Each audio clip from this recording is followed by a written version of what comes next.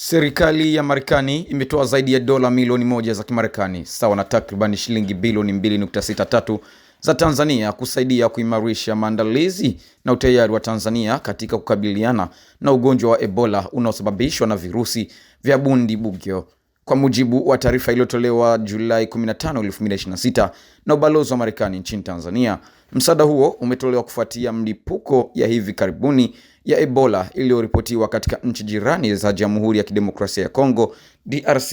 na Uganda, ikiwa ni sehemu ya juhudi za kuimarisha usalama wa afya ya wananchi wa Tanzania. Taarifa hiyo imeeleza kuwa licha ya Tanzania kutokuwa na kisa chochote kilichothibitishwa cha Ebola hadi sasa, serikali imeendelea kuimarisha uwezo wake wa kuzuia, kugundua na kukabiliana na tishio lolote la mlipuko huo kupitia mipango ya kitaifa ya dharura. Kutokana na mwingiliano mkubwa wa watu katika maeneo ya mipakani na nchi jirani, hatua hizo zinalenga kuhakikisha Tanzania inaendelea kuwa macho na kujiandaa kikamilifu dhidi ya uwezekano wa kuingia kwa ugonjwa huo nchini. Mara baada ya kutangazwa kwa mlipuko ya Ebola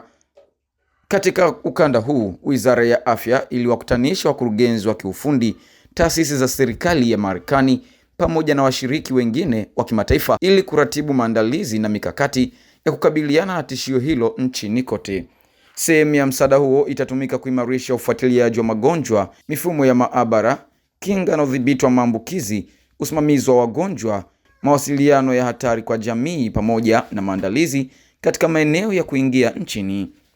Ubalozi wa Marekani umeeleza kuwa msaada huo utatekelezwa kupitia taasisi ya Marekani na kudhibiti magonjwa CDC, Wizara ya Mambo ya Nje ya Marekani pamoja na taasisi ya utafiti ya jeshi ya Walter Reed WRAIR, ambayo itashirikiana na Jeshi la Ulinzi la Wananchi wa Tanzania JWTZ kuimarisha maandalizi katika maeneo ya mipakani yenye hatari kubwa zaidi.